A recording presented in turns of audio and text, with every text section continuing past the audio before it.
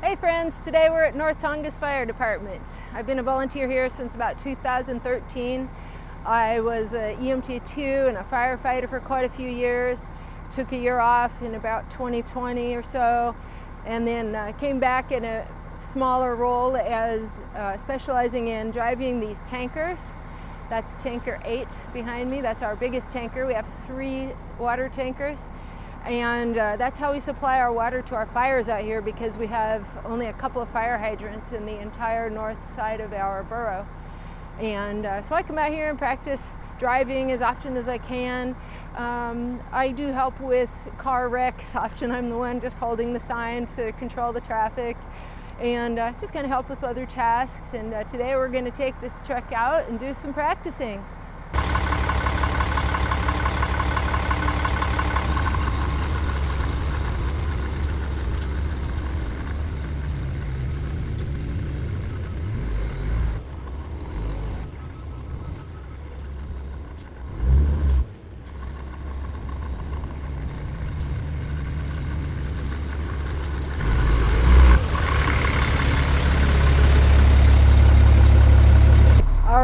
Now that we've done that little warm-up, let's take it out on the highway. Seatbelt on. We're ready to go.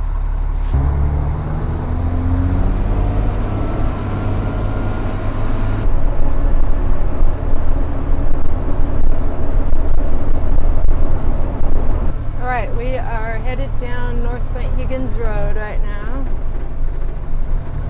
toward our school, North Point Higgins Elementary. It's kind of a fun place to drive the tanker. Sometimes you see kids and they like you to honk at them. In the winter though, on a Saturday, maybe not so much today. There's a lot of people who like to play frisbee golf up here. This is one of our 4 elementary schools.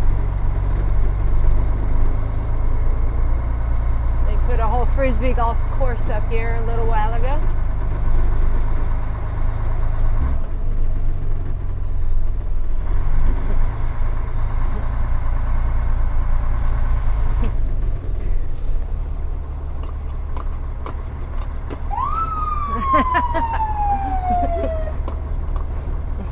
We're just driving through one of our little neighborhoods that's about 16 miles north of downtown, and they definitely have no fire hydrants here, so it's good practice to drive on these little roads and get familiar with the neighborhoods, negotiate some of these tight areas, and just kind of get some miles on the road. One thing they teach us in the emergency vehicles operations course is to always watch very carefully for cars coming out of these little driveways. Watch your side view mirrors for people following you too close. Just being very, very, very aware. But, nice weather today, good visibility. So we're doing fine. Here we are approaching Settlers Cove State Recreation Site. We'll take a little drive through the campground. That's good practice too. It's kind of small and there's little windy roads. Creep through slowly. Get the truck nice and dirty. Try not to run over people. Get a nice view of the beach here.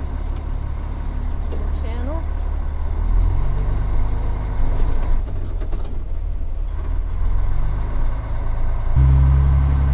Cabin that's busy all year round. People rent it out by the night.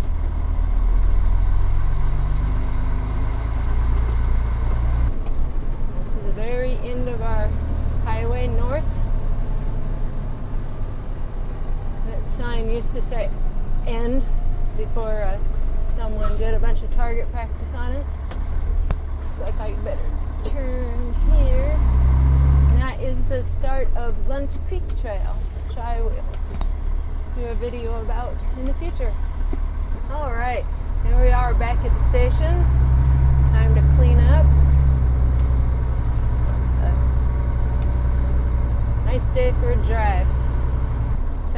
power up and get this thing clean.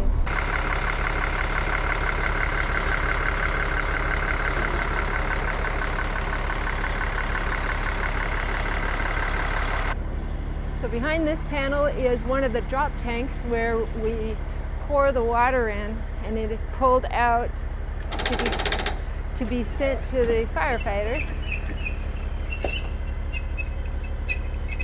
when there's a fire. It's kind of like a small swimming pool, and when there's a fire we quickly pull that off. Usually a couple people do. One person can do it. It's really heavy, you just drag it. We usually put it in front of this tanker, and we use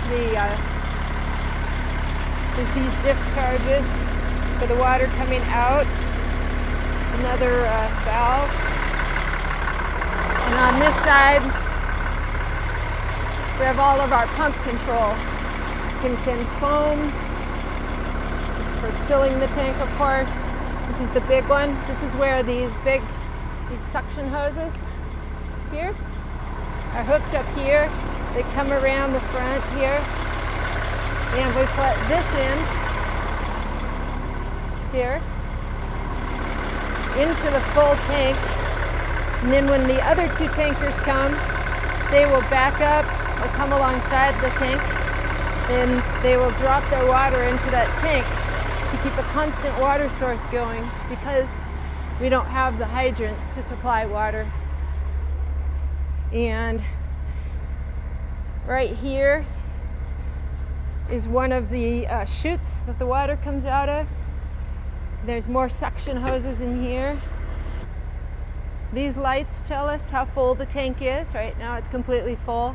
It's not safe to drive one of these unless it's completely full or completely empty. If we're leaving a fire and still have some left, we'll find a ditch or somewhere safe to put it in. Over here we have our equipment for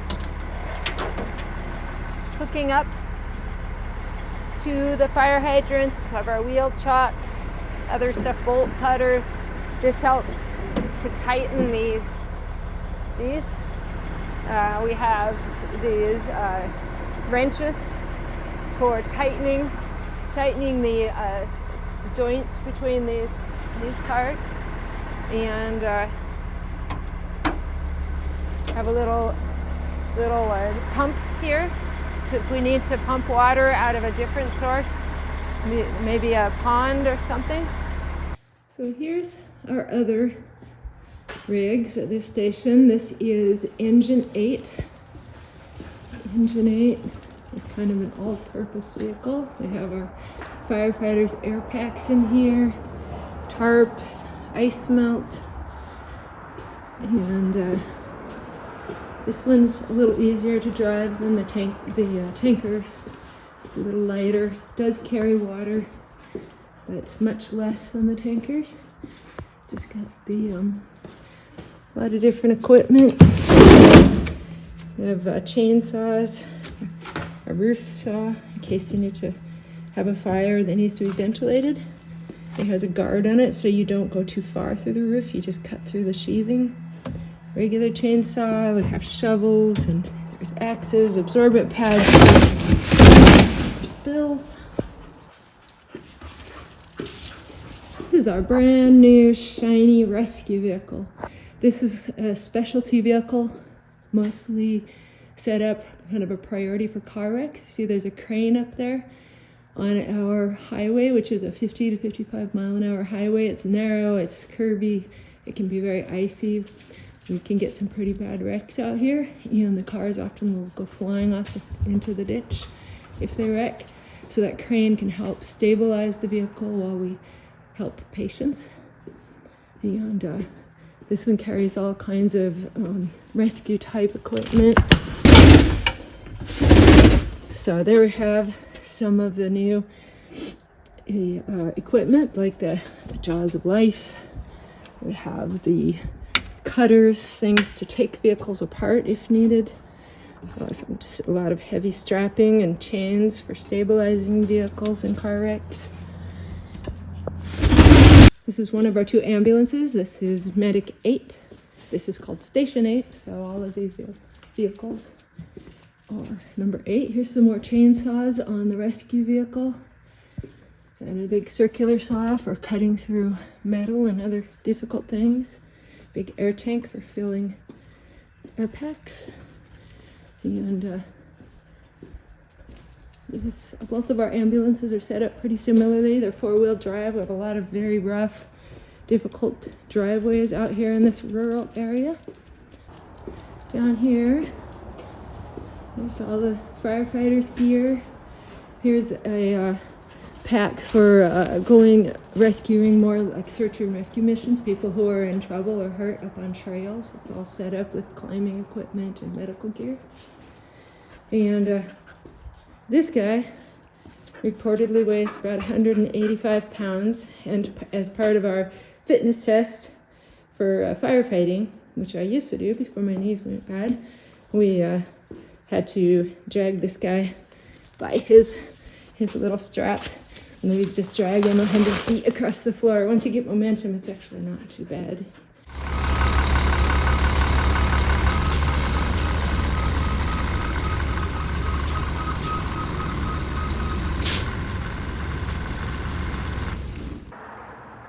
Thanks for joining me and Tanker 8 on our practice today. I really liked having you along. If you enjoyed, like and subscribe, and keep following along for more adventures.